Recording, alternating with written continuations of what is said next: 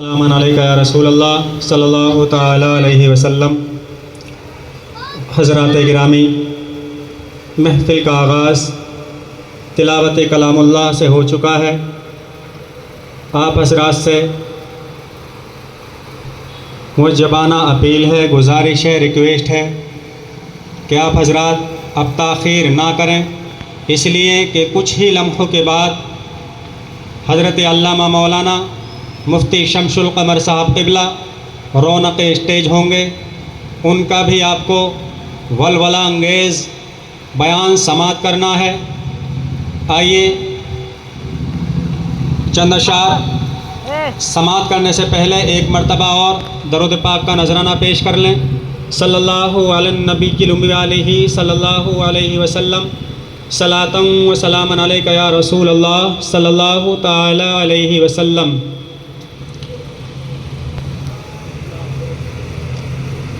میں کوشش یہ کروں گا کہ جب تک میری نعت ختم ہو اس سے پہلے یہ ساری کرسیاں پر ہو جانی چاہیے انشاءاللہ۔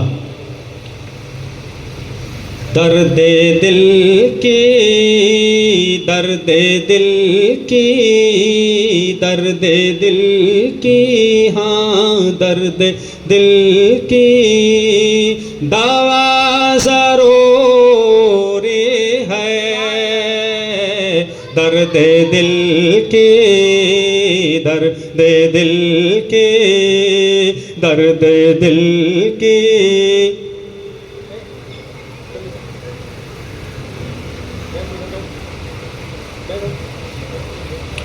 درد دل کی دوا ضروری ہے۔ درد دل کی، درد دل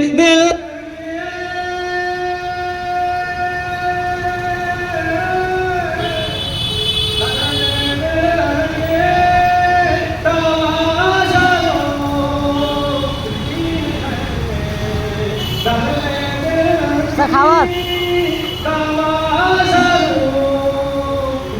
یان دے یا بے بچو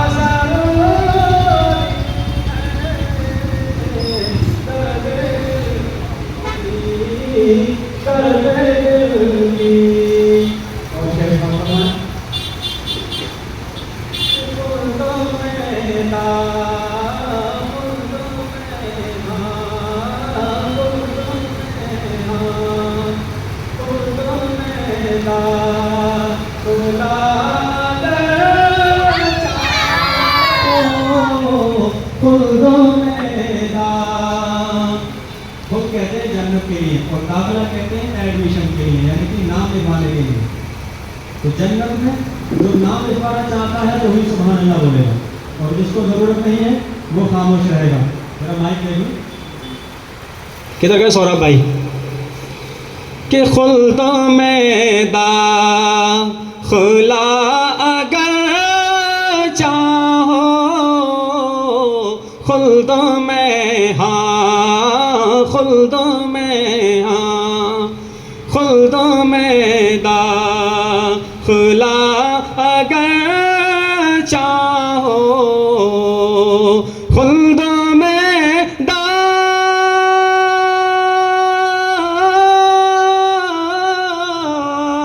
خلد میں داخلہ اگر چاہو،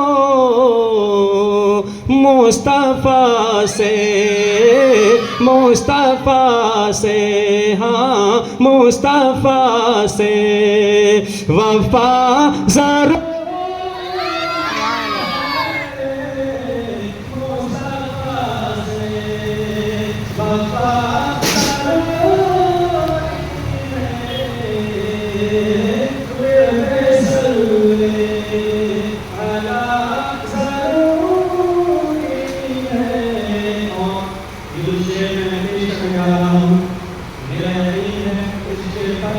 کوئی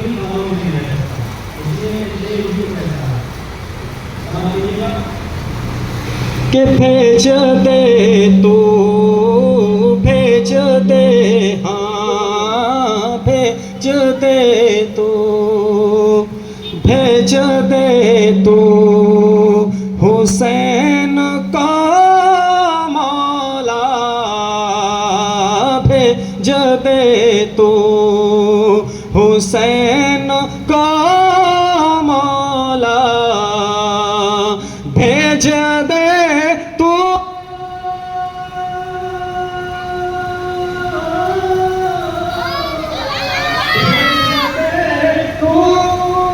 حسین کا، بھیج دے تو حسین کا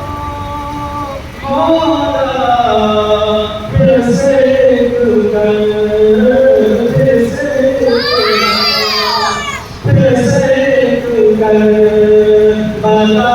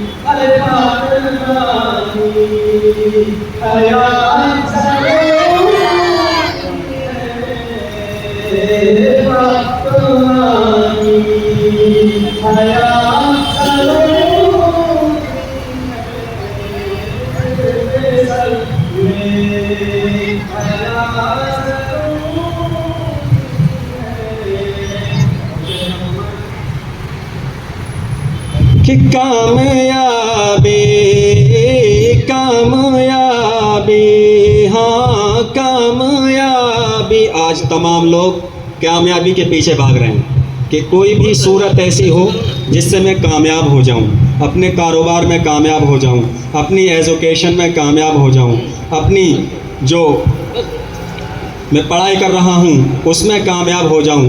ہر شخص ایسا ہے جو کسی نہ کسی چیز میں کسی نہ کسی مقام کو پانا چاہتا ہے، یعنی کہ کامیاب ہونا چاہتا ہے۔ تو کامیابی ملنے کا نسخہ میں اس شعر کے ذریعے آپ تک پہنچا رہا ہوں، ملاحظہ فرمائیں کہ کامیابی، ہاں کامیابی کامیابی ملے گی اے کاشف، کامیابی ملے گی اے کاشف، کامیابی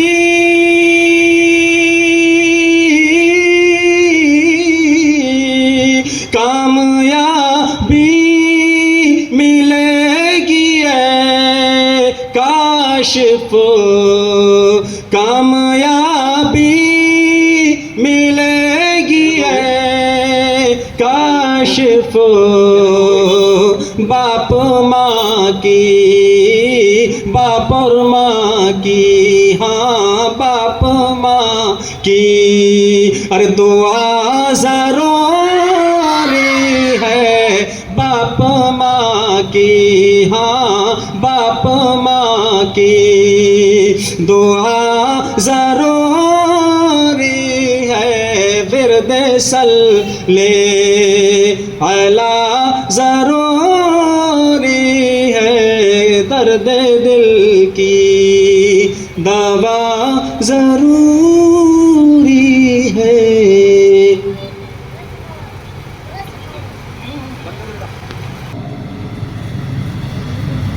میری ہر سانس میرے قلب کی ہر ایک دھڑکن، میری ہر سانس میرے قلب کی ہر ایک دھڑکن، جو بھی کچھ میرا ہے میرا نہیں میرا تیرا۔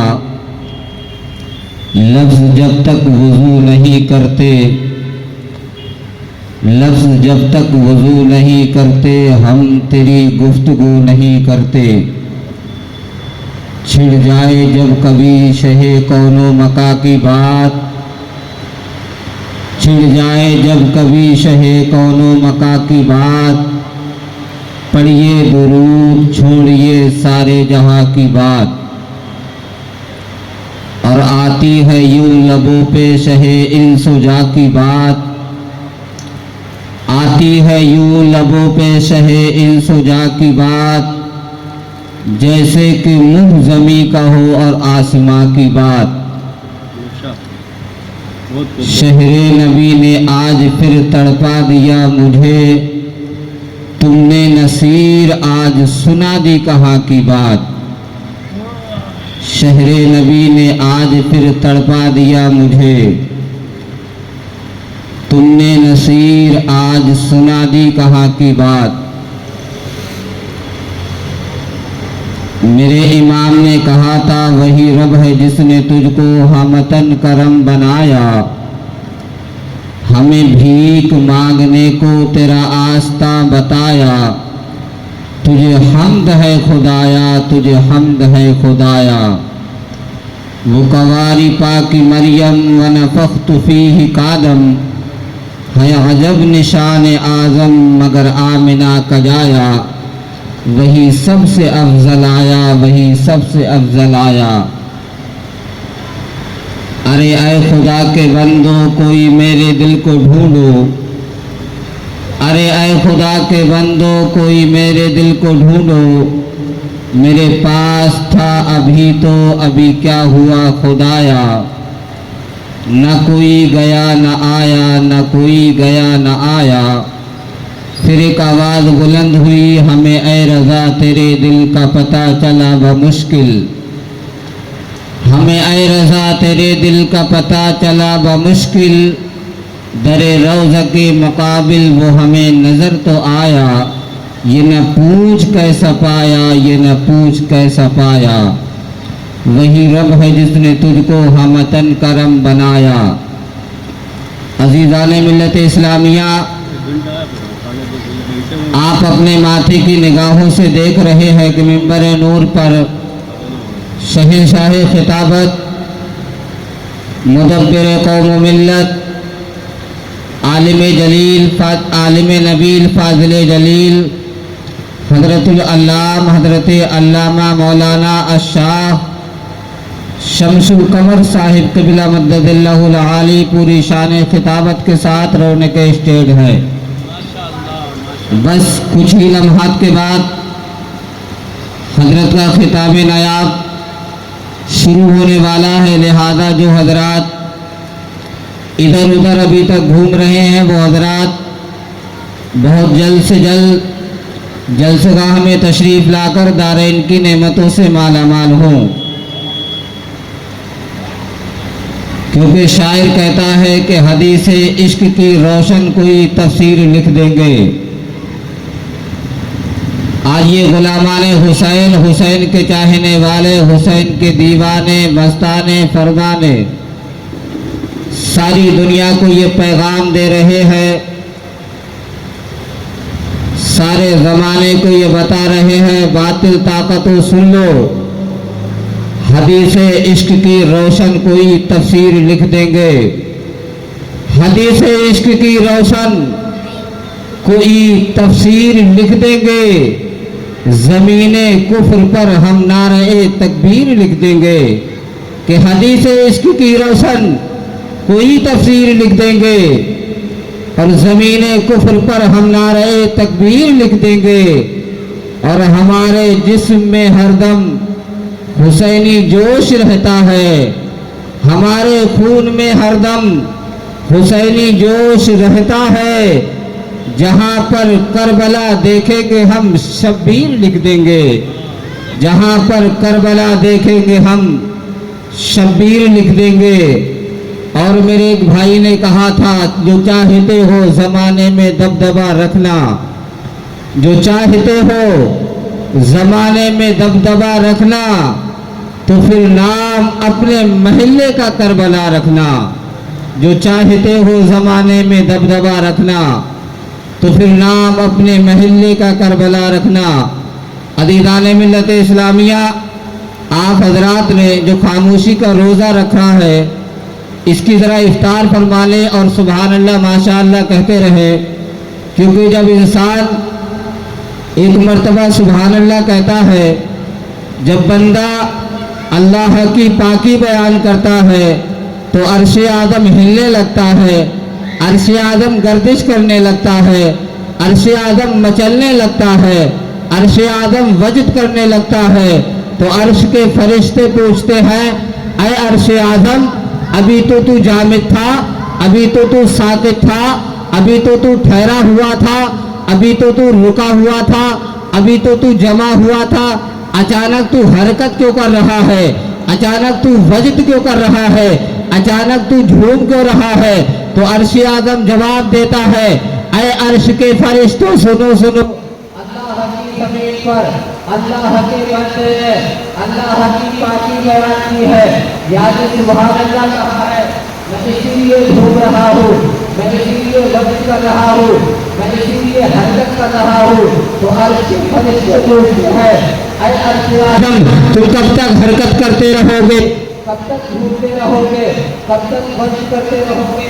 تو عرش اعظم جواب دیتا ہے، اے فرشتوں سنو، جب تک پروردگار عالم اس سبحان اللہ کہنے والے کے گناہوں کو نہ بخش دے، جب تک پروردگار عالم اس سبحان اللہ کہنے والے کی غفلت نہ فرما دے، میں اسی طرح درد کرتا رہوں گا، اسی طرح گھومتا رہوں گا، اسی طریقے سے حرکت کرتا رہوں گا۔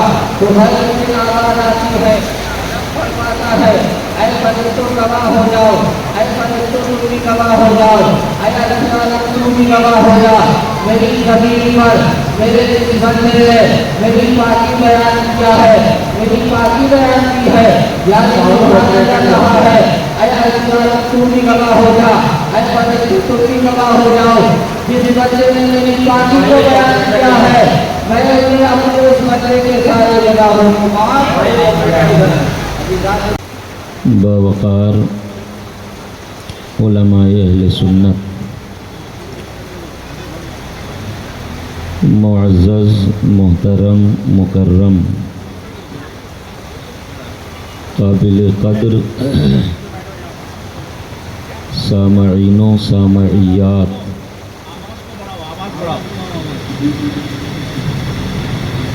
جملہ حاضرین مجلس،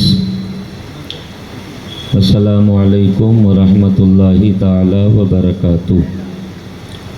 آج اس کی آواز بہت موٹی ہے، روزانہ دو دن تو بہت اچھا چلا یار۔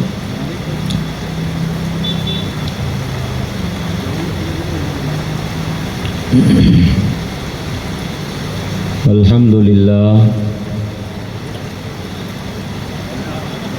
الذی زین النبیین بحبیبہ المصطفیٰ ومن علی المؤمنین بنبیہ المجتبیٰ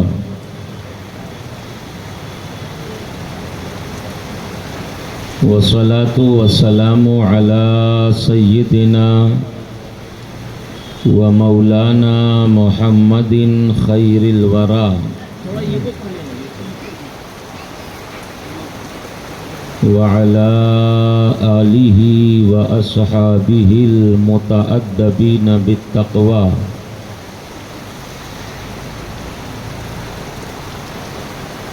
اما بعد، فأعوذ باللہ من الشیطان الرجیم،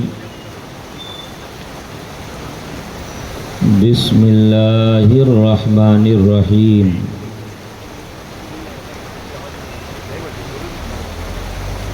اليوم اکملت لکم دینکم واتممت علیکم نعمتی ورضیت لکم الاسلام دینا۔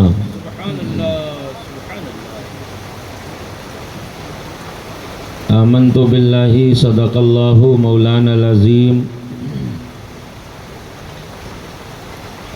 وصدق رسولہ النبی الامین المکین المتین الکریم ونحن علی ذلک لمن الشاہدین والشاکرین والحمد للہ رب العالمین۔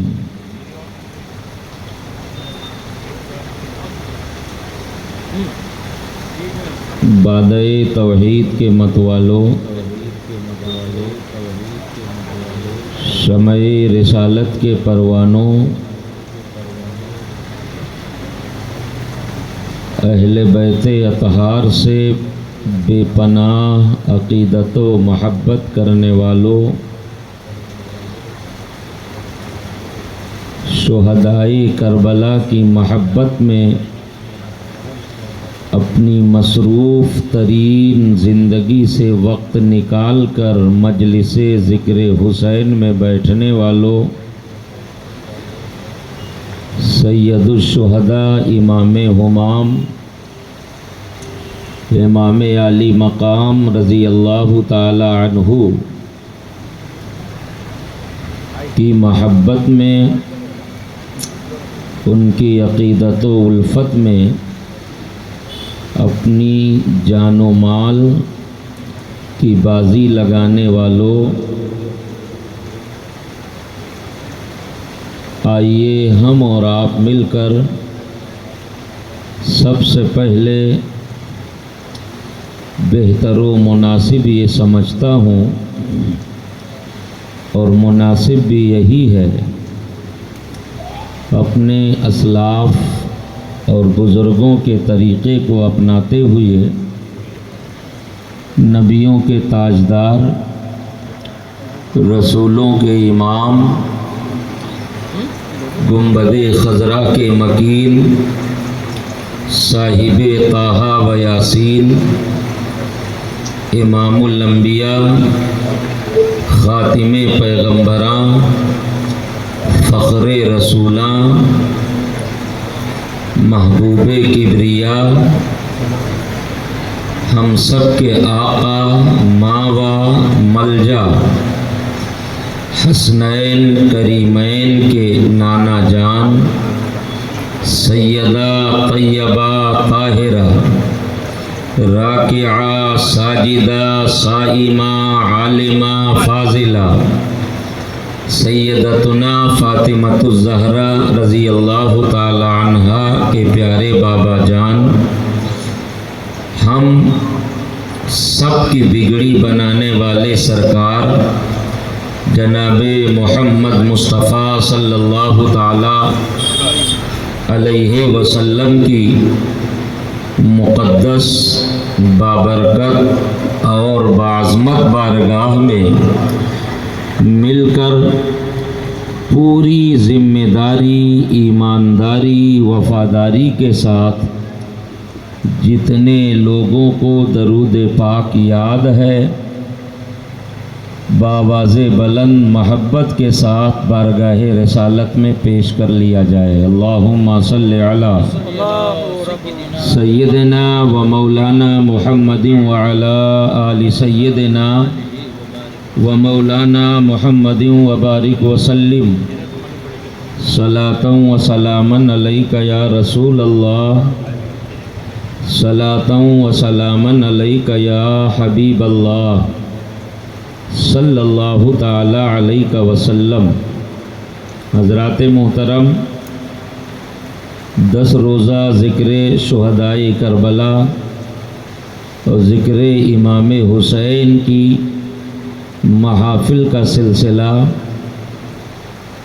پوری شان و شوکت کے ساتھ، پورے انتظام و انصرام و اہتمام کے ساتھ اپنی منزل کی طرف کشاں کشاں آگے بڑھ رہا ہے۔ آج 10 روزہ مجالس کی یہ تیسری محفل ہے۔ رب تبارک و تعالیٰ کی بارگاہ میں دعا ہے، مولا ہم سبوں کو حق کہنے، حق سننے اور حق کو تسلیم کرتے ہوئے اس پہ عمل کی توفیق عطا فرمائے۔ جن لوگوں نے کربلا والوں کی محبت میں، رسول اللہ کی محبت میں، اہل بیت کی محبت میں، نبی کے شہزادوں کی محبت میں، نبی کے صحابہ کی محبت میں، اللہ و رسول کی محبت میں اس مجلس کا انعقاد کیا ہے، میرے مولا ان تمام تر شرکائے مجلس اور انتظام و انصرام کرنے والے جس اعتبار سے بھی وہ شامل ہیں، میرے مولا انہیں حسنین کا صدقہ عطا فرما اور اس محفل کی خوب خوب برکتیں انہیں نصیب فرما۔ حضرات محترم، قرآن مقدسہ کی آیت کریمہ جس کی تلاوت سے اپنے آپ کو مشرف کیا ہے، اس سے متعلق کچھ باتیں آپ حضرات کی بارگاہ میں رکھوں گا۔ اس سے پہلے 2-3 شعر پڑھنا چاہتا ہوں آقا حسین کی بارگاہ میں۔ شاعر کہتا ہے کہ دین محمدی کے نگہبان ہیں حسین، دین محمدی کے نگہبان ہیں حسین، اللہ کے رسول کی پہچان ہے حسین، اللہ کے رسول کی پہچان ہے حسین، اور راہ وفا میں آپ نے صبر و رضا کے ساتھ، راہ وفا میں آپ نے صبر و رضا کے ساتھ ثابت کیا کہ عاشق قرآن ہے حسین، ثابت کیا کہ عاشق قرآن ہے حسین، اور شیر خدا کے لال ہیں زہرا کے لاڈلے، شیر خدا کے لال ہیں زہرا کے لاڈلے، نانا کی آن بان ہے اور شان ہے حسین، اور جرأت تمہاری دیکھ کے میدان جنگ میں، جرأت تمہاری دیکھ کے میرے آقا حسین نے جو جرأت مندانہ کام میدان کربلا میں کیا ہے، اسی کا نقشہ کھینچتے ہوئے شاعر کہہ رہا ہے کہ جرأت تمہاری دیکھ کے میدان جنگ میں حور و ملک فرشتے بھی حیران ہیں حسین، حور و ملک فرشتے بھی حیران ہیں حسین، اور کیوں نہ حبیبہ ذکر شہ کربلا کریں، امت پہ نانا جان کی قربان ہے حسین۔ اور یہ بات صحیح ہے کہ سیدنا امام حسین رضی اللہ تعالی عنہ کا بہت بڑا احسان ہے ہم امت رسول اللہ پر، امت محمدیہ پر، ہم سب مسلمانوں پر، کہ آقا حسین نے اپنا خاندان نہیں دیکھا بلکہ دیکھا تو رسول اللہ کا لایا ہوا دین دیکھا، مذہب اسلام دیکھا، شجر اسلام کی آبیاری کے لیے اپنا تن دے دیا، من دے دیا، گھر بار دے دیا، ضرورت پڑی تو جوان بیٹے کا لہو دے دیا، ضرورت پڑی تو شیر خار کا خون دے دیا، ساری مشکلات اور سائر مصائب و آلام اس آزمائش میں جس قدر بھی مشکل سے مشکل تر مراحل کا سامنا کرنا پڑا،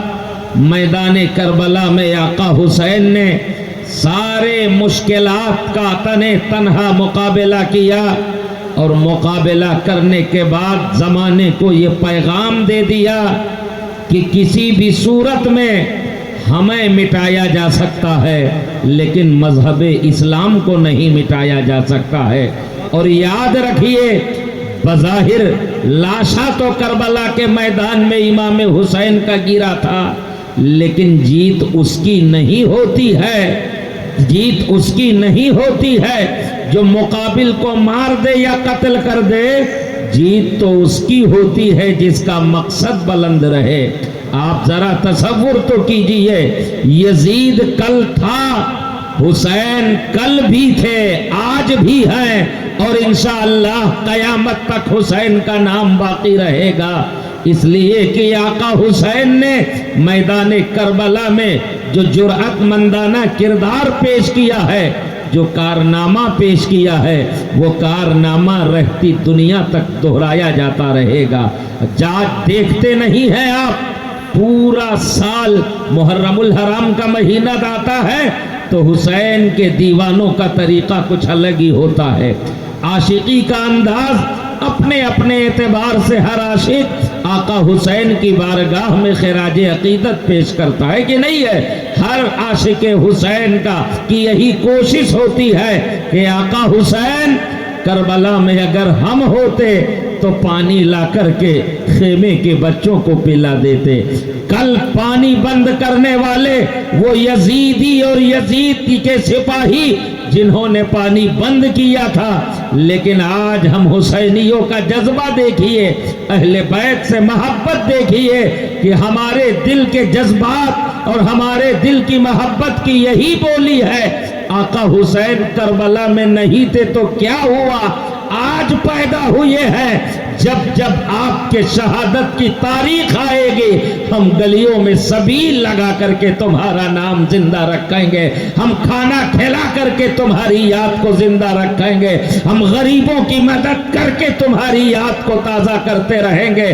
آج دیکھتے نہیں ہو، جب جب محرم شریف کا مہینہ آتا ہے، چاند نکلنے سے پہلے ہی حسینیوں پر آقا حسین کی محبت کا رنگ دوبالا ہو جاتا ہے، حسینی اپنے رنگ میں نظر آتا ہے۔ کوئی جھنڈا لگا کر کے آقا حسین کا پرچار کر رہا ہے، کوئی سبیل پلا کر کے آقا حسین کی محبت کا اظہار کر رہا ہے، کوئی کھانا کھلا کر کے آقا حسین کی عظمت کا اعلان کر رہا ہے، اور کوئی مجلس ذکر حسین سجا کر کے آقا حسین کے عظمت و بلندی کا اعلان کر رہا ہے۔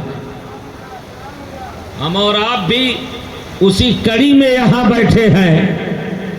آقا کریم صلی اللہ تعالی علیہ وسلم کی سیرت طیبہ کا بیان چل رہا تھا، اسی سے ملتی جلتی آیت کریمہ جو آج میں نے تلاوت کی ہے۔ اللہ رب تبارک و تعالی نے اپنے محبوب مکرم پر جب اس آیت کریمہ کو نازل فرمایا نا، میرے پیغمبر کو خبر ہو گئی کہ میرا دنیا میں آنے کا مقصد پورا ہو چکا ہے، اب بظاہر دنیا سے جانے کا وقت آ گیا ہے۔ پیغمبر اسلام اس خاکدان گیتی پر تشریف لائے، رسول اکرم صلی اللہ تعالی علیہ وسلم ہی نہیں، کم و بیش 1,24,000 انبیاء کرام دنیا میں تشریف لائے۔ ان کا اپنا معاملہ تھا، متعین وقت کے لیے آئے تھے، ان کے علاقے محدود تھے، ایک ایک وقت میں کئی نبی دنیا میں موجود تھے، لیکن ان سب کے زمانے کے بعد اللہ رب تبارک و تعالی نے جب ہمارے نبی کو بھیجا، ہمارے پیغمبر کو بھیجا، تو میرے نبی کو سراپا معجزہ بنا کر کے بھیجا ہے۔ میرے نبی اس دنیا میں تشریف لائے، بظاہر تو اللہ کے وعدے کے مطابق ظاہری زندگی کے اعتبار سے وہ دنیا میں موجود نہیں ہے، لیکن نبی چاہے دنیا میں رہیں یا اپنے مزار میں رہیں، آقا کریم کی حدیث پاک ہے کہ انبیاء مرتے نہیں ہیں بلکہ وہ زندہ ہوا کرتے ہیں۔ نبی اس خاکدان گیتی پر تشریف لائے، کاہے کے لیے آئے؟ کل میں نے جملہ کہا تھا، قرآن اعلان کر رہا ہے یعلمہم الکتاب والحکمہ ویزکیہم، وہ اپنی قوم کو کتاب و حکمت کی تعلیم دینے کے لیے آئے۔ انہیں پاکیزہ اور ستھرا بنانے کے لیے آئے، ہے نا؟ لوگوں کے دلوں سے جہالت کی تاریکی کو نکال کر کے انہیں علم کی خیرات دینے کے لیے پیغمبر آئے، علم کی روشنی عطا فرمانے کے لیے آئے۔ یہ کہیے جہنمی سے جنتی بنانے کے لیے پیغمبر تشریف لائے۔ اور رسول اکرم صلی اللہ تعالی علیہ وسلم نے جب اپنی نبوت و رسالت کا، اللہ کی وحدانیت کا جب اعلان شروع کیا ہے پیغمبر نے، تو جانتے ہو اسلام پھیلانے میں اور تبلیغ اسلام میں میرے آقا فرماتے ہیں جتنا مجھے ستایا گیا ہے اتنا کسی اور نبی کو نہیں ستایا گیا ہے۔ مکے کی زندگی اٹھا کر کے دیکھیے، آقا کریم صلی اللہ تعالی علیہ وسلم کی سیرت طیبہ بتا رہی ہے، نبی دو عالم صلی اللہ تعالی علیہ وسلم کی زندگی ہمیں یہ بتا رہی ہے۔ مکے میں رہنا دوبھر کر دیا گیا تھا، کفار و مشرکین آقا کریم صلی اللہ تعالی علیہ وسلم کے جان کے پیچھے پڑے ہوئے تھے۔ اللہ کا حکم ہوا نبی مدینہ ہجرت کر کے چلے جاؤ، پیغمبر مدینہ ہجرت کر کے چلے گئے نا، تبلیغ دین ہوتا رہا۔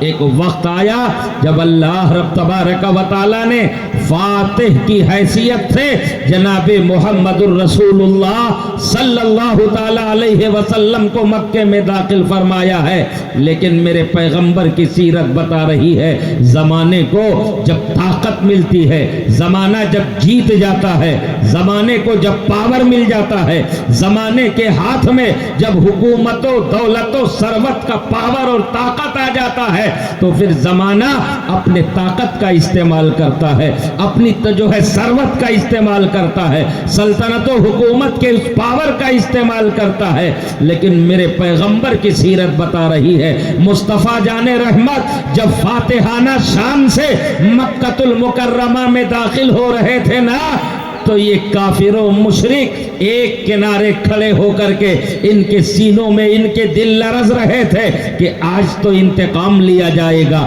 آج تو بدلہ لیا جائے گا، ہم نے انہیں ستایا ہے، مکے کی گلیوں میں چلنا مشکل کر دیا تھا، ہم نے ان پر طرح طرح کے مصائب و آلام کے پہاڑ توڑے ہیں، لیکن میرے پیغمبر نے کہا تھا اے لوگوں آج بدلہ لینے کا دن نہیں ہے، آج تو معاف کر دینے کا دن ہے۔ میرے پیغمبر نے دشمنوں کو معاف کر دیا تھا۔ یہ رسول اکرم صلی اللہ تعالی علیہ وسلم کی سیرت طیبہ ہے،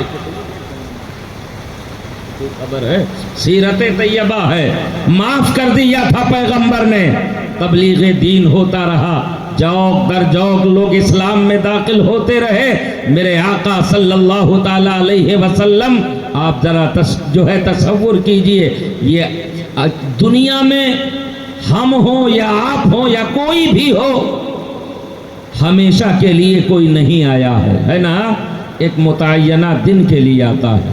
کوئی آدمی کسی کام کے تحت جب کہیں جاتا ہے، اس کا کام پورا ہو جاتا ہے تو وہ پلٹ کے اپنے مرکز اصلی کی طرف آتا ہے کہ نہیں ہے؟ آپ کسی کام سے بمبئی جائیں، کلکتہ جائیں، ناگپور چلے جائیں، کسی بھی شہر چلے جائیں، جب آپ کا مقصد پورا ہو جائے گا تو پلٹ کے اپنے وطن اصلی کی طرف آؤ گے کہ نہیں آؤ گے؟ مرکز اصلی کی طرف آؤ گے کہ نہیں آؤ گے؟ ہے نا، پلٹ کے آنا ہے۔ جتنے بھی انبیاء آئے، جب ان کا مقصد پورا ہو گیا آنے کا، وہ اپنے مرکز اصلی کی طرف پلٹ گئے۔ آقا کریم صلی اللہ تعالی علیہ وسلم کو بھی پروردگار عالم نے جس مقصد کے تحت دنیا میں بھیجا تھا، جب وہ مقصد پورا ہو گیا تو رسول اکرم صلی اللہ تعالی علیہ وسلم کا بھی اس دنیا سے جانے کا وقت آ گیا۔ آیت کریمہ حضرت جبرائیل لے کر کے آئے، الیوم اکملت لکم دینکم واتممت علیکم نعمتی ورضیت لکم الاسلام دینا۔ اللہ نے فرمایا مصطفیٰ آج میں نے تمہارے لیے تمہارے دین کو مکمل کر دیا ہے۔ دین پھیلانے نہ مصطفیٰ آئے تھے، اسلام کی بات بتانے نہ مصطفیٰ آئے تھے، اللہ کا اعلان ہو گیا مصطفیٰ تمہارے بعثت کا مقصد پورا ہو چکا ہے، آج میں نے تمہارے لیے تمہارے دین کو مکمل کر دیا ہے۔ وَأَتْمَمْتُ عَلَيْكُمْ نِعْمَتِي، اور اپنی نعمتوں کو تمہارے لیے تمام کر دیا ہے۔ وَرَضِيتُ لَكُمُ الْإِسْلَامَ دِينًا، اور تمہارے لیے دین اسلام کو میں نے پسند کر لیا ہے۔ جب یہ آیت کریمہ لے کر کے جبرائیل آئے نا تو میرے پیغمبر نے حضرت سیدہ فاطمہ الزہرا رضی اللہ تعالی عنہا کو بلایا۔ نبی کے یوں تو 4 صاحبزادیاں ہیں کہ نہیں ہے، 4 صاحبزادیاں ہیں پیغمبر کے، پیغمبر سب سے زیادہ پیار سیدہ فاطمہ سے کرتے تھے۔ اس کا مطلب یہ نہیں ہے کہ باقی شہزادیوں سے مصطفیٰ پیار نہیں کرتے تھے، مصطفیٰ اپنی ہر شہزادی سے پیار کرتے تھے، مصطفیٰ اپنے ہر لاڈلے سے پیار کرتے تھے، لیکن سیدہ فاطمہ الزہرا رضی اللہ تعالی عنہا چونکہ ساری اولادوں میں سب سے چھوٹی تھی سیدہ فاطمہ، یہ فطرتاً ہوتا ہے، گھر میں جو بچہ سب سے زیادہ چھوٹا ہوتا ہے وہ ماں باپ کا زیادہ دلارا ہوا ہے، کہ ہوتا ہے کہ نہیں ہوتا ہے، وہ زیادہ پیارا ہوتا ہے، بھائی بہن کا بھی پیار ملتا ہے، ماں باپ کا بھی پیار ملتا ہے، تو پیغمبر سب سے زیادہ سیدہ فاطمہ کو چاہتے تھے۔ آج ایک فرقہ نکلا ہے نا، ایک فرقہ نکلا ہے جو نبی کے دیگر شہزادیوں کا انکار ہی کرتا ہے، وہ کہتا ہے نہیں صرف ایک بیٹی تھی سیدہ فاطمہ، باقی کوئی اولاد ہی نہیں تھی مصطفیٰ کے۔ لیکن جب انہیں دلیل دی گئی نا تو ہیلا حوالی کرنے کے بعد کہنے لگے ٹھیک ہے مان تو لیتے ہیں، لیکن حضرت خدیجۃ الکبریٰ رضی اللہ تعالی عنہا کے بطن سے صرف سیدہ فاطمہ پیدا ہوئی تھی، باقی جو صاحبزادیاں ہیں وہ دوسرے ازواج کے بطن سے پیدا ہوئی تھی، جبکہ حقیقت یہ ہے، صحیح یہ ہے، مسلم یہ ہے اور حدیث سے ثابت ہے کہ پیغمبر اسلام کی 4 صاحبزادیاں یہ سیدتنا خدیجۃ الکبریٰ رضی اللہ تعالی عنہا کے بطن اقدس سے پیدا ہوئی تھی، ہے نا؟ تو نبی کی کتنی صاحبزادیاں؟ 4 صاحبزادیاں، ہے نا؟ کتنے؟ 4 صاحبزادیاں مصطفیٰ کے پیغمبر سب سے پیار کرتے تھے۔ یہ آیت کریمہ جب نازل ہوئی تو میرے نبی نے سیدہ فاطمہ کو بلایا اور بلا کر کے کہا فاطمہ اب میرا دنیا سے جانے کا وقت آ گیا۔ کیا کہا؟ میرا دنیا سے جانے کا وقت آ گیا ہے، فاطمہ اب میں تمہارے بیچ نہیں رہوں گا، مجھے خبر دی جا چکی ہے، میرے آنے کا مقصد پورا ہو چکا ہے، جس کام کے لیے جس مقصد کے تحت پروردگار عالم نے مجھے بھیجا تھا آج اس کے تکمیل کی ہمیں خبر مل چکی ہے۔ اللہ کی طرف سے یہ پیغام آ گیا ہے کہ میں نے تمہارے دین کو تمہارے لیے مکمل کر دیا ہے۔ اب دین مکمل ہو چکا ہے، اس لیے بظاہری طور پر ظاہری طور پر اب دنیا میں تمہارے بیچ نہیں رہوں گا، دنیا سے جانے کا میرا وقت آ گیا ہے۔ سیدہ فاطمہ نے جب اتنا سنا نا تو خاتون جنت رونے لگی۔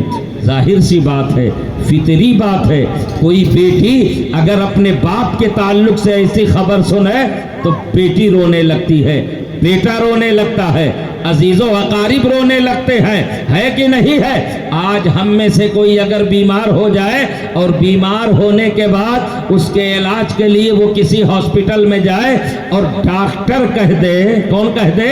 دنیا کا ڈاکٹر کہہ دے، جس کی بات 100% صحیح نہیں ہو سکتی ہے، اس کا کہنا اپنی جگہ ہے، بات صحیح بھی ہو سکتی ہے غلط بھی ہو سکتی ہے، اور وہ کہہ دے انہیں واپس لے جائیے، یہ 2 گھنٹے کے مہمان ہیں، 4 گھنٹے کے مہمان ہیں، 2 دن کے لیے دنیا میں رہیں گے، اب ان کا جانے کا وقت آ چکا ہے، تو بتاؤ گھر کے لوگ رونے لگتے ہیں، عزیز و اقارب رونے لگتے ہیں، ہے نا؟ گھر کے لوگ رونے لگتے ہیں، بیٹیاں بھی لگنے لگتی ہیں، بیٹے رونے لگتے ہیں، اور یہاں سیدہ فاطمہ الزہرا سے کوئی دنیا دار نہیں کہہ رہا ہے جس کی بات غلط بھی ہو اور صحیح بھی ہو، بلکہ محبوب پروردگار کہہ رہے ہیں रसूलों के ताजदार कह रहे हैं, जिनकी जबान का हाल ये है, जिनके कौल का हाल ये है कि दुनिया का निजाम तो बदल सकता है लेकिन पैगंबर का फरमान कभी गलत नहीं हो सकता है। सैयदा फातिमा से मुस्तफ़ा कह रहे हैं, है कि नहीं है? नबी कह रहे हैं, फातिमा अब दुनिया से जाने का वक्त आ गया है। वो रोने लगी तो मेरे नबी ने सैयदा फातिमा को बुलाया और बुला के कान में कहा, क्या कहा? फातिमा रो नहीं, अहले बैते अतहार में से तुम सबसे पहले आकर के मुझसे मुलाकात करो। क्या कहा? अहले बैते अतहार में से फातिमा तुम सबसे पहले मुझसे मुलाकात करोगी। आप जरा तसव्वुर तो कीजिए, जमाना नबी के इल्म गैब की बात करता है, जमाना नबी के इल्म को नापने की बात करता है। जिस नबी के इल्म गैब के ताल्लुक से मेरे रब ने कुरान में ऐलान किया है, वमा हुआ अलल गैबि बिज़नीन, अल्लाह रब तबारक व तआला ने मुस्तफ़ा करीम के इल्म गैब का ऐलान कुरान में किया है। अल्लाह ने अपने नबी करीम को इल्म गैब अता फरमाया है और उसी अताई इल्म की बुनियाद पर मेरे मुस्तफ़ा को पता है कौन कब तक जिंदा रहेगा, कौन कब मरेगा, है कि नहीं है? तब तो मैदान उहद में मेरे पैगंबर ने निशान लगा दिया था, अबू जहल यहाँ मारा जाएगा, उतबा यहाँ मारा जाएगा, फला काफिर यहाँ मारा जाएगा। ये इल्म गैब की बुनियाद पर ही तो था। अब हजरत फातिमा तो ज़हरा रज़ी अल्लाह ताला अन्हा के कान में पैगंबर कह रहे हैं, फातिमा रो नहीं, अहले बैत में से तुम ही सबसे पहले आकर के मुझसे मुलाकात करोगी। क्या ये नबी का कहना नबी के इल्म गैब का सबूत नहीं है? नबी के इल्म गैब पर दलालत नहीं करता है? दुनिया का कितना भी बड़ा इल्म का माहिर क्यों ना हो, कितना बड़ा ताकतवर और पावरफुल क्यों ना हो, वो सारी चीजें तो बता सकता है। आज आप अगर जो है हिंदुस्तान ही में देख लीजिए, हिंदुस्तान ने कितनी तरक्की कर ली है। मेडिकल साइंस के एतबार से ऐसी ऐसी मशीनें आ गई हैं कि आपके जिस्म के अंदर कौन सा मरज है वो तफ्तीश करके बता देता है कि नहीं है? पेट में क्या हो गया है बता देता है, आंतों में क्या है बता देता है, पेट में बच्चा है या बच्ची है, ये सारी मशीनें बता देती है। लेकिन इतनी तरक्की करने के बावजूद दुनिया ने कोई ऐसी मशीन आज तक नहीं बनाई है जो मशीन ये बता दे कि ये इंसान कब तक जिंदा रहेगा, कब इसकी मौत आएगी। लेकिन अपने पैगंबर का इल्म गैब जरा मुलाहिजा करो, परवरदिगार आलम ने किस कदर अपने मुस्तफ़ा करीम को इल्म गैब अता फरमाया है। नबी फरमाते हैं, फातिमा अहले बैत में से तुम सबसे पहले मुलाकात करोगी। फातिमा सुन के मुस्कुराने लगी। एक दिन सैयदा आयशा ने पूछा था, फातिमा ये बताओ, एक दिन पैगंबर ने आपके कान में कुछ कहा तो आप रोने लगी, फिर नबी ने कुछ कहा तो आप मुस्कुराने लगी, आखिर वजह क्या है? आप पहले रोने लगी फिर मुस्कुराने लगी। तब सैयदा फातिमा ने इसका इजहार फरमाया था, तब इस राज का इंकशाफ हुआ था। सैयदा फातिमा ने कहा था, वालिदे गिरामी ने, नबी मुहतरम ने, रसूल अकरम ने पहले मेरे कान में कहा था, फातिमा ये आयत करीमा जिब्राइल लेकर के आया है, अल यौमा अकमलतु लकुम दीनकुम व अतममतु अलैकुम नेमती व रज़ीतु लकुमुल इस्लाम दीना। यह आयत करीमा नाजिल हो चुकी है और इस आयत करीमा के जरिए मुझे ये खबर दिया गया है, मुझे इस बात का इल्म अता किया गया है। इससे ये पता चलता है कि अब दुनिया से जाने का वक्त आ गया है, अब मैं दुनिया से जाने वाला हूँ। ये सोच करके मैं रोने लगी थी कि वालिदे गिरामी की जुदाई बर्दाश्त कैसे होगी। लेकिन एक लम्हे के बाद मेरे पैगंबर ने कहा था, फातिमा रो नहीं, अहले बैत में से तुम सबसे पहले मुलाकात करोगी। इस खुशी पर मैं मुस्कुराने लगी थी कि अपने वालिदे गिरामी से मैं पहले मुलाकात करूंगी। ये मेरे नबी का इल्म गैब भी है, सैयदा फातिमा के लिए बशारत भी है। आयत करीमा नाजिल हो गई, मेरे पैगंबर ने हजरत बिलाल को बुलाया और बुलाने के बाद कहा, जानते हो क्या कहा? बिलाल, मदीने के लोगों को इकट्ठा करो और इकट्ठा करने के बाद उनसे कहो, रसूलुल्लाह तुम्हारे बीच आखिरी खुतबा देना चाहते हैं। क्या कहा? रसूलुल्लाह तुमसे आखिरी गुफ्तगू करना चाहते हैं, तुम्हारे सामने आखिरी खुतबा देना चाहते हैं। ए मदीने के लोगों, रसूलुल्लाह ने तुम्हें मस्जिद नबवी में बुलाया है।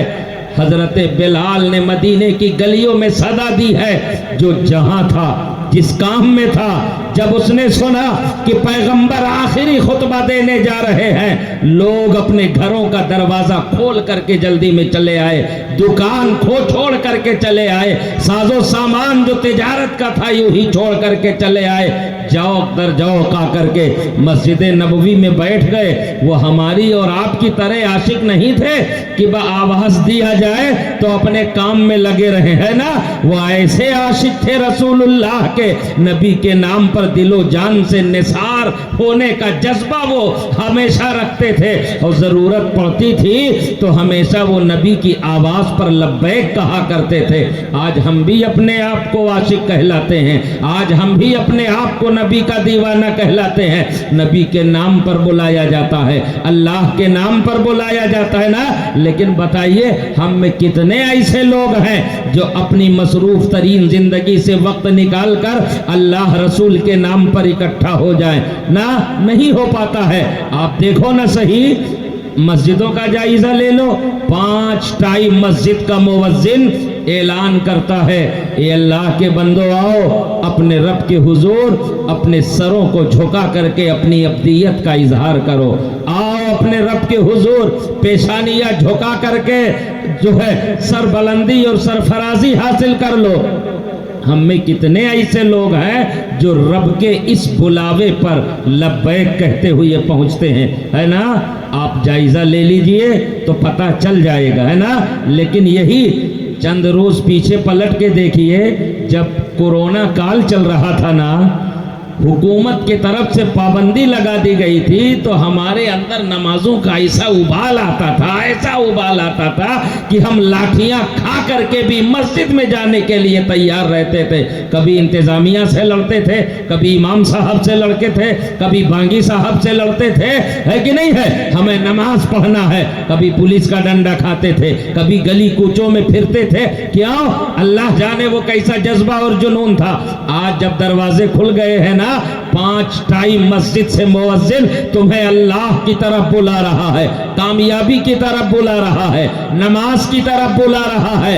लेकिन हम हैं कि अपने कानों में रुइयां डाल करके सोए पड़े हैं। हमें न फजर याद आता है, न जोहर याद आता है, न असर और मगरिब याद आता है, न नमाज इशा की फिक्र है। हम गफलत की नींद सोए हुए हैं। नबी ने हुक्म दिया था हजरत बिलाल को, एक अपनी आशिकी देखो, एक रसूलुल्लाह के सहाबा का इश्क देखो, रसूलुल्लाह के सहाबा की मोहब्बत देखो।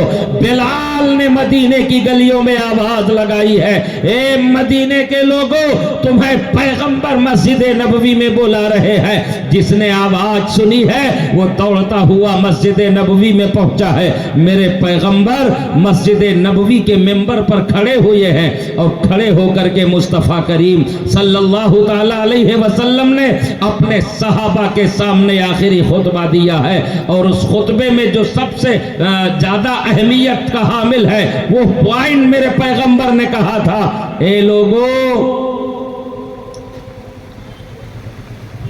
तुम में से, पैगंबर ने नसीहत फरमाई सहाबा को, नमाज की पाबंदी करो, एक अल्लाह पर अकीदा रखो, ईमान रखो, सच बोलो, झूठ न बोलो, तमाम सारी नसीहतें की मेरे पैगंबर ने।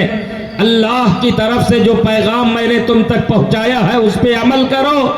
और पैगंबर ने फरमाया कि तुम में से अगर किसी का कोई हक मुझ पे आता हो तो वो मुझसे ले ले। क्या कहा?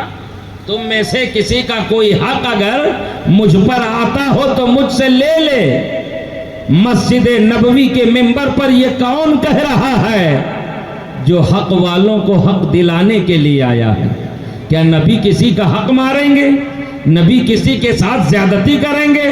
पैगंबर किसी के साथ जुल्म करेंगे? नहीं। लेकिन नबी करीम सल्लल्लाहु ताला अलैहि वसल्लम का ये कहना کہ تم میں سے اگر کسی کا کوئی حق مجھ پر باقی ہو تو وہ لے سکتا ہے۔ نبی حقوق العباد کی اہمیت بتانا چاہ رہے تھے۔ اے لوگو، حقوق العباد اگر تمہارے ذمہ باقی ہے تو اسے دنیا ہی میں ادا کر دینا۔ اس لیے اگر تم دنیا میں ادا کر کے نہیں گئے ہو تو پروردگار عالم کی بارگاہ سے تمہیں معافی نہیں مل سکتی۔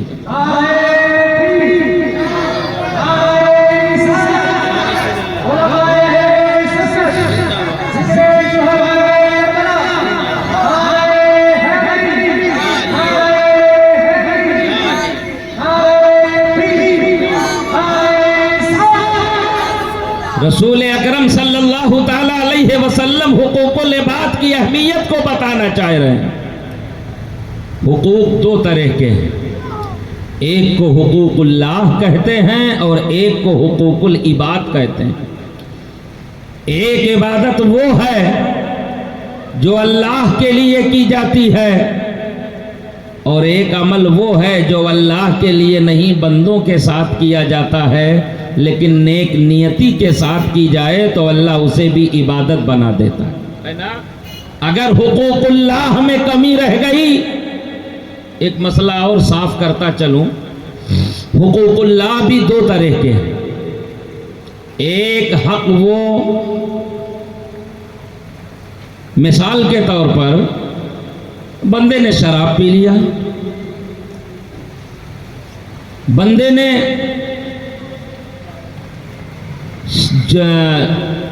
شہر میں جمعہ اور عیدین نہیں پڑھا، یا اسی طریقے سے ایسا گناہ جو صرف توبہ سے معاف ہو جاتا ہے، اگر بندہ توبہ کر لے تو اللہ اسے معاف کر دیتا ہے۔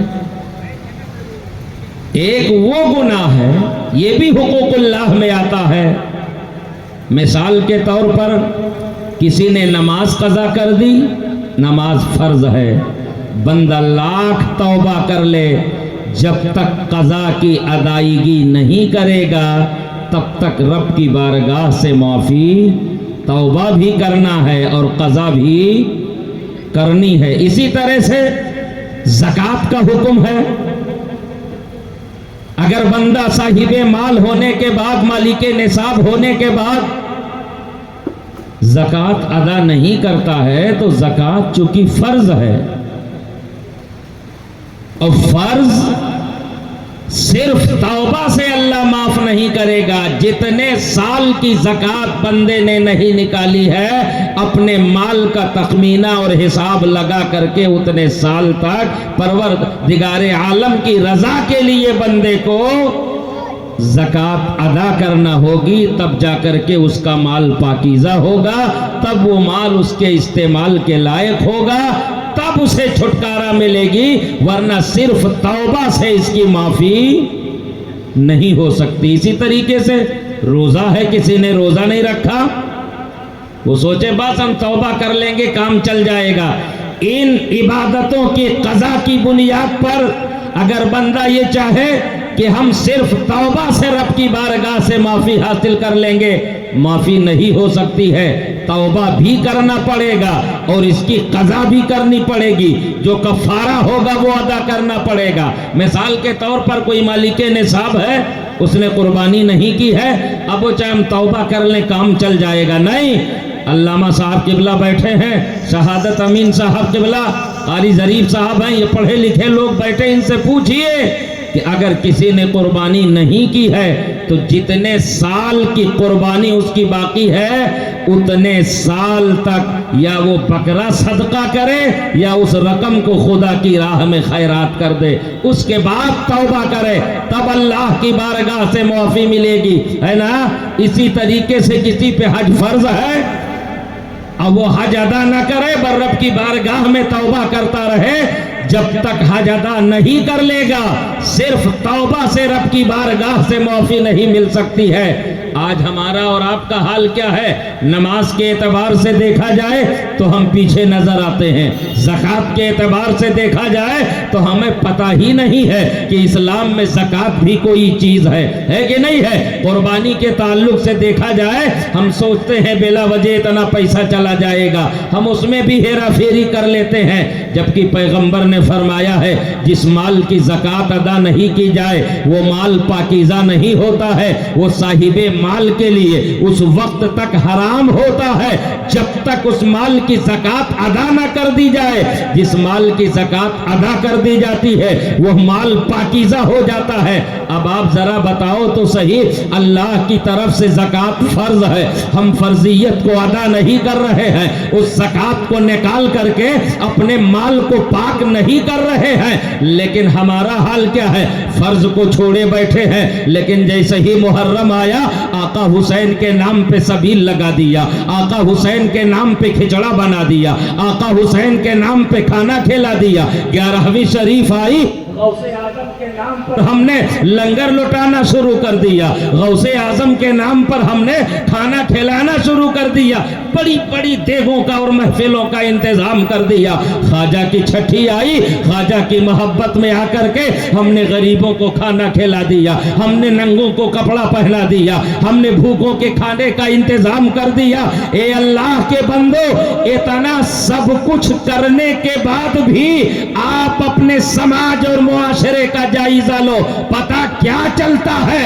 تم محرم میں کھچڑا بھی کرتے ہو، سبیل حسین بھی لگاتے ہو، ذکر حسین کی محفلیں بھی منعقد کرتے ہو، غوث اعظم کے نام کا دیگ بھی کرتے ہو، غریب نواز کی چھٹی بھی کرتے ہو، اپنے کل اولیاء کاملین کی محبت میں آ کر کے تم ان کی عرسوں میں جاتے بھی ہو، پیسہ بھی خرچ کرتے ہو، ان کے نام پر دیگیں پکا کر کے لوگوں کو کھلاتے ہو، لیکن اس کے باوجود اگر سماج کا جائزہ لیا جائے تو ہمارے سماج میں پڑھے لکھوں کے پاس کوئی جانے کے لیے تیار نہیں ہے، اور اگر جو چھو چھمنتر والے لوگ ہیں نا، بس کسی طرح مولویوں کا لباس پہن لیا، ٹوپی پہن لی، داڑھی رکھ لیا، جو سماج میں پڑھا لکھا نہیں ہوتا ہے اس کے لیے سب سے آسان ہے بابا گیری کرنا، جی سب سے آسان ہے۔ اور ہماری ماں بہنیں، ہمارا بھولا بھالا مسلمان، اسے تو یہ لگتا ہے کہ بس بابا کے ہی ہاتھ میں سب کچھ ہے۔ ابے اگر اس کے ہاتھ میں کچھ ہوتا تو خود بے روزگار بنا کیوں بیٹھا رہتا؟ ہے کہ نہیں ہے؟ اپنی روزی کے تلاش میں وہ تمہیں بے وقوف بنا رہا ہے، وہ اپنا کوئی کام کرتا نا۔ آپ یاد رکھو، یہ تمام سارے کام تم کرتے ہو، آقا حسین کو تمہارے کھچڑے کی ضرورت نہیں ہے، آقا حسین کو تمہارے سبیل کی ضرورت نہیں ہے۔ کھچڑا کھلا کر کے تم اپنی عاقبت بنا رہے ہو، سبیل لگا کر کے تم اپنے نامہ اعمال میں نیکیاں لکھا رہے ہو، لیکن ان اللہ کے محبوبوں کی بارگاہ میں تمہارا گندا مال پسند نہیں کیا جاتا ہے۔ پہلے اپنے مال کی زکوٰۃ نکال کر کے اسے پاکیزہ بنا لو، ضرورت نہیں ہے 1 کنٹل کھچڑا بنا کر کے تم کھلاؤ، اپنے پاکیزہ مال سے 1 کلو ہی بنا کر کے اگر امام حسین کے نام پر تم کھلا دو گے تو اس پاکیزہ مال کی برکات تم اپنے گھر میں سنبھال نہیں سکتے۔ جی اس لیے ضروری ہے کہ سب سے پہلے فرائض کا خیال رکھا جائے۔ کس کا خیال رکھا جائے؟ فرائض کا خیال۔ آپ میری طرف دیکھیں، جو جن کا کام ہے وہ اپنی ڈیوٹی کر رہے ہیں، آپ اپنی ڈیوٹی کر رہے ہیں، فرائض کا خیال رکھا جائے، ہے نا؟ تو اللہ نے اگر زکوٰۃ فرض کی ہے تو مال سے زکوٰۃ ادا کیجئے، ورنہ وہ مال آپ کے لیے حلال نہیں ہے، حرام ہے۔ کیا ہے؟ حرام ہے۔ اب آپ جب مال کی زکوٰۃ ادا نہیں کرو گے، خود کھاؤ گے، حرام کھاؤ گے، بچوں کو کھلاؤ گے، حرام کھلاؤ گے، اب حرام کی مال سے پلنے والا بچہ وفادار نہیں ہوگا، وفادار نہیں ہو سکتا ہے کہ نہیں ہے؟ ماں باپ کا فرما بردار، کیا کیا جائے بیٹا؟ ماں باپ کا فرما بردار نہیں ہو سکتا ہے، ماں باپ کا فرما بردار نہیں ہو سکتا ہے۔ ہاں جب حلال مال سے پرورش ہوتی ہے تو اس مال سے پلنے والی اولادیں نیکوکار بھی ہوتی ہیں، والدین کا فرما بردار بھی ہوتی ہے. تو یہ جو اعمال ہیں اگر ان کی قضا کسی نے کی ہے تو صرف توبہ سے معاف نہیں ہو سکتی ہے، ان کی قضا بھی ضروری ہے، توبہ بھی ضروری ہے. اسی طرح حج ہے. ہمارا اور آپ کا نظریہ یہ ہے کہ بس زندگی چاہے جیسے گزارو، نماز پڑھو نہ پڑھو، روزہ رکھو نہ رکھو، ہے کہ نہیں ہے؟ اور روزے کے تعلق سے اگر ہم اپنے سماج کا محاسبہ کریں نا تو ہم جیسے ہٹھے کٹے جوان کہتے ہیں حضرات کیا بتائیں، وہ روزہ ہم سے رکھا نہیں جاتا ہے، ہم برداشت نہیں کر پاتے ہیں، سدھتا نہیں ہے روزہ ہم سے. اور انہی روزہ نہ رکھنے والے اپنی کمزوری کا اعلان کرنے والوں کو اٹھا کر کے دیکھو. جیسے محرم شریف کا مہینہ آتا ہے نا، وہ 25-25 کلو کا ڈھول ٹانگ کے آقا حسین کی محبت میں بجاتے ہیں، تب طاقت کہاں سے آ جاتی ہے؟ جو کہ جائز نہیں ہے نا. یہ حسینیوں کا کام نہیں ہے، یہ یزیدیوں کا کام تھا. جشن یزیدیوں نے جو ہے منایا تھا، ڈھول یزیدیوں نے بجایا تھا. حسینیوں کا کام الگ ہے، یزیدیوں کا کام الگ ہے. یہ الگ بات ہے کہ ہم نعرہ تو حسینیوں کا لگاتے ہیں، لیکن کردار کو اگر جھانک کر کے دیکھا جائے تو اعمال وہی نظر آتے ہیں جو میدان کربلا میں حسینی خیمے میں کیا گیا تھا. تو روزہ بھی فرض ہے. یہ تمام اعمال بغیر ادا کیے ہوئے اللہ کی بارگاہ سے معافی نہیں. میں ہم سوچتے ہیں زندگی چاہے جیسے گزارو، بس جب بڑھاپا آئے گا تو حج کر لیں گے، بس سارے گناہ اللہ معاف کر دے گا. یہ بھول ہے تمہاری، یہ بھول ہے تمہاری. اللہ صرف اس گناہ کو تمہارے توبہ سے معاف کر دے گا جس کی قضا نہیں ہے، اور جس کی قضا ہے اس کے لیے تمہیں جو قضا کر دی ہے وقت پر نہیں پڑھی ہے، اس کے لیے توبہ بھی کرنا پڑے گا اور اس کی قضا بھی کرنی پڑے گی، اسے ادا کرنا پڑے گا. جب تک ادا نہیں کرو گے اللہ معاف نہیں کرے گا. آدمی سوچتا ہے چلو بڑھاپے میں حج کر لیں گے سارے گناہ معاف ہو جائے گا، ایسا نہیں ہے. اور اسی طرح حقوق العباد بھی ہے. یہ تو اللہ کا حق ہوا، حقوق العباد بھی اسی طرح ہے. کسی کو ستایا ہے، کسی کو گالی دی ہے، کسی کے خلاف سازش کی ہے، کسی کا حق مار لیا ہے، کسی کی زمین دبا لی ہے، کسی کی جائیداد ہڑپ لیا ہے، کسی کو بلا وجہ دبا دیا ہے، کسی کے ساتھ ظلم کیا ہے. یاد رکھو اگر دنیا میں اس بندے سے معافی نہیں مانگ لی، دنیا میں اس بندے نے معاف نہیں کیا تو رب کی بارگاہ سے تمہیں معافی نہیں مل سکتی ہے. میرے پیغمبر نے تمہیں یہی سمجھانے کی کوشش کی تھی اپنے آخری خطبے میں، مسجد نبوی کے ممبر پر کھڑے ہو کر کے کہا تھا اے لوگو حقوق العباد کا خیال رکھو، اس لیے اگر دنیا میں کسی بندے کا حق تم نے مارا ہے تو جب تک بندہ معاف نہیں کرے گا اللہ کی بارگاہ سے معافی کا پروانہ نہیں مل سکتا. نہیں ہے. لیکن ہم ہیں، آپ ذرا تصور کیجئے کہ ہم سوچتے ہیں حج کر لیں گے کام چل جائے گا. حقوق العباد جب تک بندہ معاف نہیں کرے گا تب تک حقوق العباد معاف نہیں ہو سکتا ہے. میدان محشر میں نامہ اعمال ہاتھ میں دیا جائے گا، ایک بندہ کھڑا ہو جائے، ہے نا، حدیث پاک کا مفہوم ہے جو میں آپ کو بتا رہا ہوں. ایک بندہ کھڑا ہو جائے، نامہ اعمال دیا جائے گا، بڑا خوش ہوگا کہ میں نے دنیا میں نمازیں پڑھی ہیں، روزہ رکھا ہے، حج کیا ہے، زکوٰۃ دیا ہے، صوم و صلات کا پابند رہا ہوں، اللہ رسول کی رضا کے لیے کام کیا ہے. لیکن ایک غلطی اس سے ہو گئی تھی دنیا میں کہ ایک کوڑی اس نے کسی اللہ کے بندے کی مار لی تھی زبردستی. کیا کرا تھا؟ ایک کوڑی کی آج کوئی حیثیت نہیں ہے نا، آج تو روپے کی کوئی حیثیت نہیں ہمارے یہاں. ایک کوڑی کی حیثیت اگر کسی بندے کی مار لی ہے آپ نے تو سمجھو میدان محشر میں اس کا وبال کتنا بڑا ہوگا. وہ تو خوشی خوشی نامہ اعمال ہاتھ میں لے کر کے خوش ہو رہا ہوگا کہ آج تو کوئی جنت میں جانے سے روک نہیں سکتا ہے. لیکن جیسے ہی وہ بڑھے گا جنت کی طرف چلنے کے لیے ایک اللہ کا بندہ کھڑا ہو جائے گا، میرے مولا اس سے میرا حق دلایا جائے. کیا؟ اس سے میرا حق دلایا جائے. حدیث پاک کا مفہوم ہے اللہ اس بندے کو روک دے گا جنت میں بعد میں جانا، پہلے اس کا فیصلہ کرو یہ کیا کہہ رہا ہے۔ وہ کہے گا مولا اس نے دنیا میں میری ایک کوڑی مار لی تھی۔ کیا کہا تھا؟ ایک کوڑی مار لی تھی۔ پیغمبر نے ایک موقع پر فرمایا تھا، صحابہ سے پوچھا تھا صحابہ تم جانتے ہو تم میں سے مفلس کون ہے؟ کیا کہا؟ مفلس کون ہے، قلاش کون ہے؟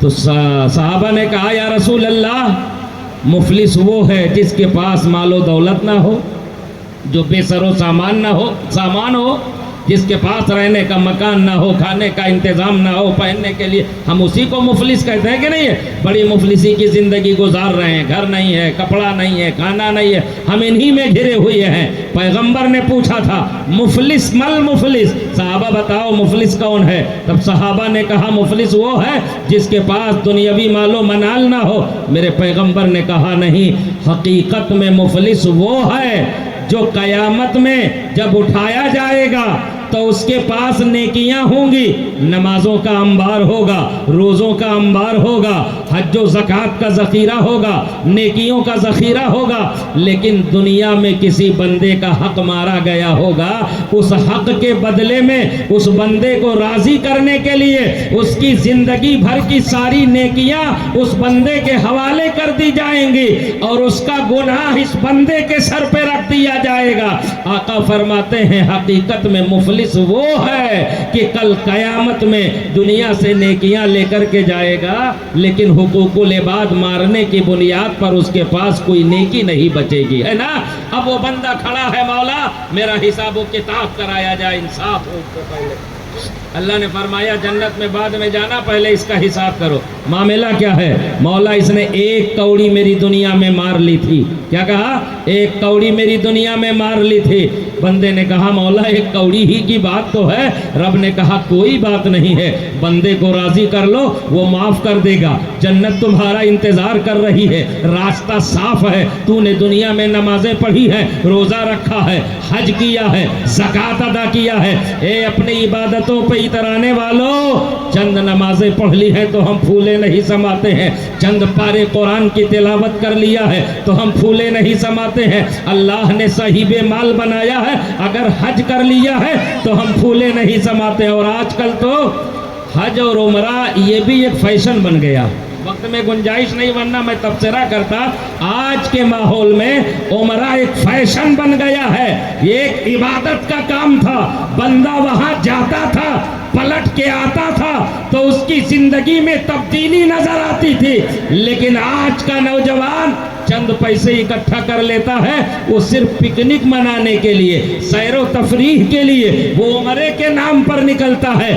اور پلٹ کے آتا ہے تو جتنا بگڑا تھا اس سے زیادہ بگڑ کر کے دکھاتا ہے زمانے کو، کوئی تبدیلی نظر نہیں آتی ہے۔ نبی سے پوچھا گیا تھا حج مقبول کی نشانی کیا ہے تو میرے پیغمبر نے کہا تھا بندہ پلٹ کے آئے اور اس کی زندگی میں اگر بدلاؤ نظر آ جائے تو سمجھ لو اللہ نے حج کو قبول کر لیا ہے، اور جیسے پہلے جھوٹ بولتا تھا، جیسے پہلے شراب پیتا تھا، جیسے پہلے نماز نہیں پڑھتا تھا، آج بھی اسی طرح بد کرداری کر رہا ہے، نمازیں قضا کر رہا ہے، شراب نوشی کر رہا ہے، عیاشیوں کے اڈوں پر پایا جا رہا ہے، تو میرے پیغمبر نے کہا اگر بدلاؤ نہیں ہے تو اس کا حج قبول نہیں مانا جائے گا۔ اپنے سماج کا معاشرے کا جائزہ لے کر کے دیکھیے کہ ہمارے سماج میں یہ چیزیں ہیں کہ نہیں ہے؟ بندہ کھڑا ہے جب تک میری کوڑی مجھے نہیں دو گے تب تک تمہارا راستہ،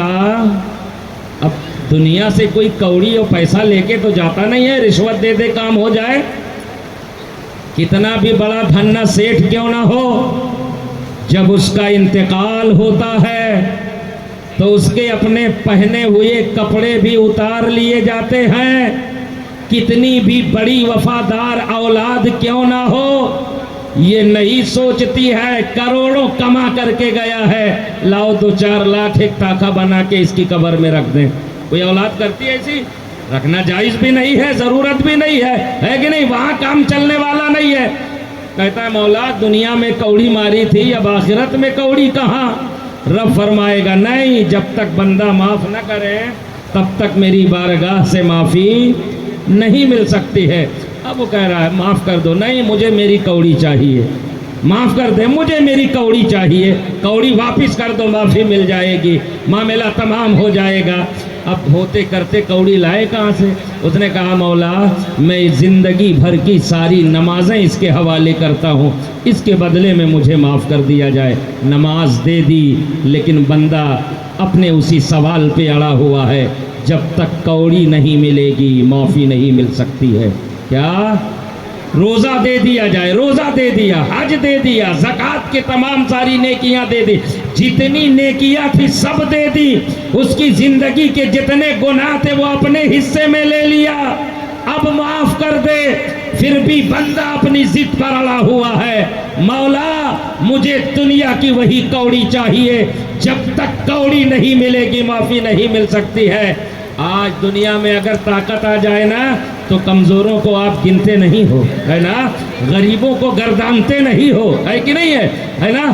اور کمزور غریب تو چھوڑو یار، مشاہدہ اس بات کا ہے، علامہ صاحب قبلہ بیٹھے ہیں، قاری صاحب قبلہ بیٹھے ہیں، یہ آپ پر اتنا بڑا احسان کر رہے ہیں کہ آپ کے گھر جا جا کر کے آپ کو رسول اللہ کا لایا ہوا دین سمجھا رہے ہیں، نبی پر اترنے والا قرآن پڑھا رہے ہیں، تمہیں مذہب اسلام سے روشناس کرا رہے ہیں، تمہاری دینی ضرورت کو یہ پورا کر رہے ہیں، لیکن کمزور طبقے کی بات تو جانے دیجئے، یہ سر پہ بیٹھانے کی چیز ہے، مگر آپ انہیں بھی ایک نوکر سے زیادہ حیثیت نہیں دیتے ہیں، اور ذرا سا اگر آپ کا مزاج بگڑ جائے نا تو یہ نہیں سوچتے ہیں کہ ہم اپنے راہبر سے گفتگو کر رہے ہیں، اپنے کمانڈر سے گفتگو کر رہے ہیں۔ ایک عالم جو ہوتا ہے وہ سماج کا راہبر ہوتا ہے، لیکن آپ جب اس سے بات کرتے ہیں تو اپنے آپ کو بھول جاتے ہیں،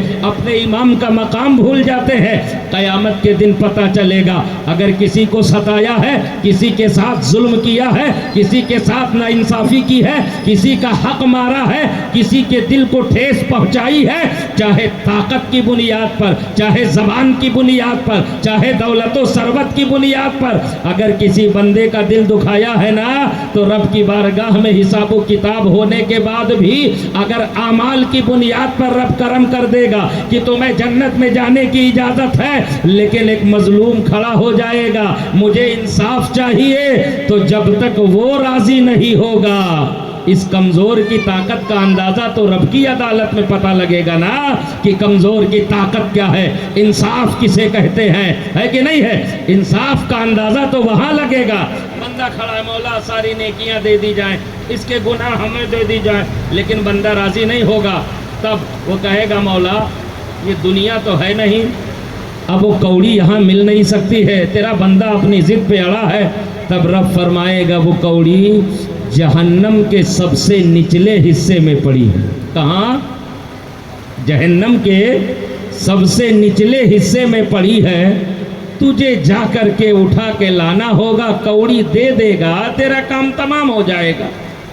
اب بتاؤ، بظاہر ایک کوڑی ہے جس کی کوئی حیثیت نہیں ہے، زندگی بھر کی نیکیاں دے دی گئی ہیں، تیار ہوتا ہے مولا ٹھیک ہے، آقا فرماتے ہیں حدیث پاک ہے جہنم کے سب سے نچلے حصے میں پہنچنے کے لیے اسے 70 برس لگ جائیں گے۔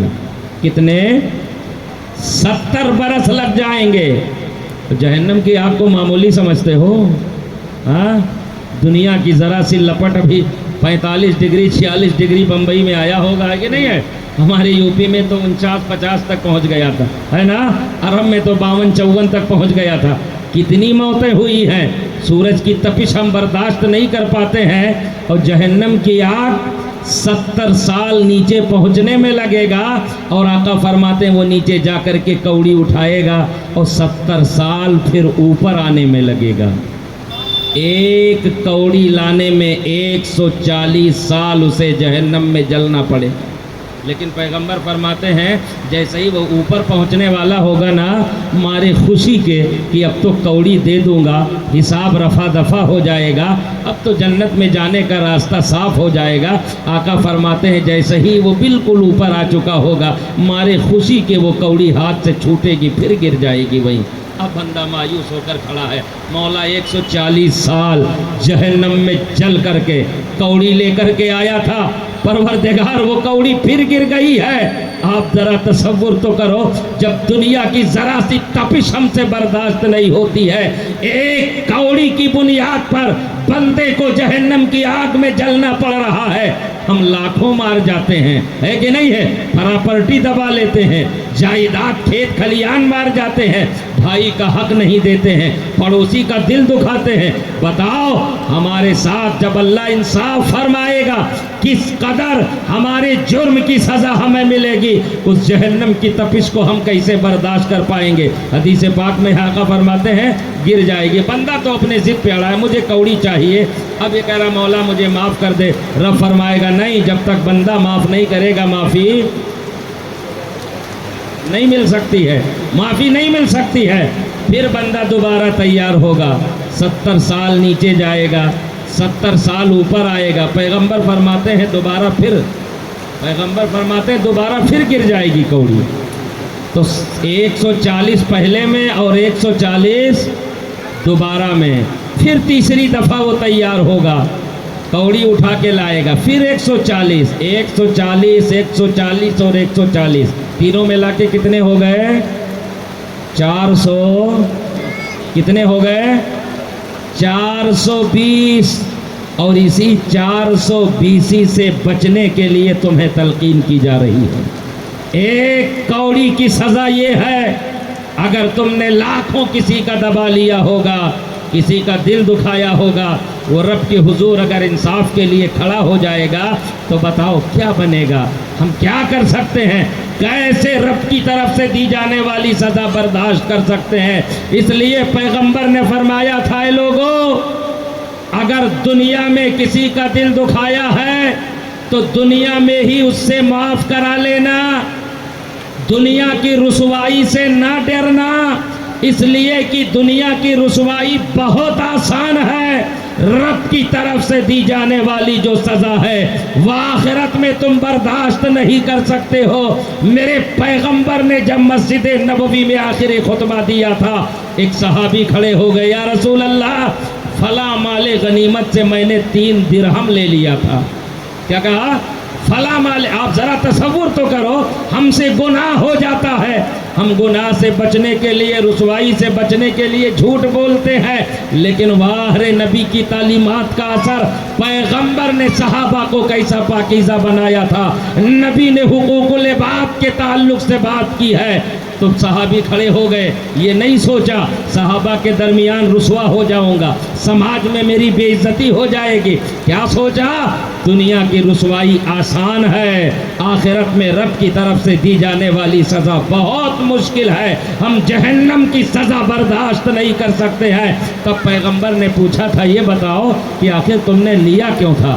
کہا یا رسول اللہ ہمیں 3 درہم کی ضرورت تھی اور مال غنیمت میں ہی بانٹ رہا تھا تو میں نے اس میں سے رکھ لیا تھا. تب نبی نے ایک صحابی حضرت فضل سے کہا تھا, فضل ان سے 3 درہم لے لو. اس لیے نبی سے محبت کرنے والوں, پیغمبر کی سیرت کے بیان کرنے کا مطلب یہ ہے, نبی جب ظاہری طور پر اس دنیا کو خیرآباد کہہ رہے تھے تو میرے پیغمبر نے جو آخری وصیت تم سے کی ہے, آخری تعلیم جو تمہیں دے کر کے گئے ہیں, اپنے خطبے میں جو آخری پیغام دے کر کے گئے ہیں, وہ یہی کہا ہے مصطفیٰ نے. حضرت عائشہ کہہ رہی ہے کہ جب مصطفیٰ کی روح نکلنے والی تھی, اس دنیا کو خیرآباد کہنے والے تھے پیغمبر, روح قفس انصری سے پرواز کرنے والی تھی, تب پیغمبر کہہ رہے تھے الصلاۃ الصلاۃ وما ملکت ایمانکم, یعنی اے لوگو نماز کی پابندی کرو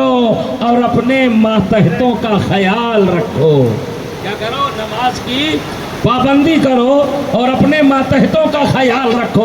تمہارے زیر دست کوئی کام کر رہا ہے, تم حاکم ہو وہ محکوم ہے, تم مالک ہو وہ نوکر ہے, وہ تمہارے یہاں کام کر رہا ہے تو اس سے ابے تبے کر کے بات نہ کیجئے. اس کی بھی ایک عزت نفس ہے, یہ الگ بات ہے.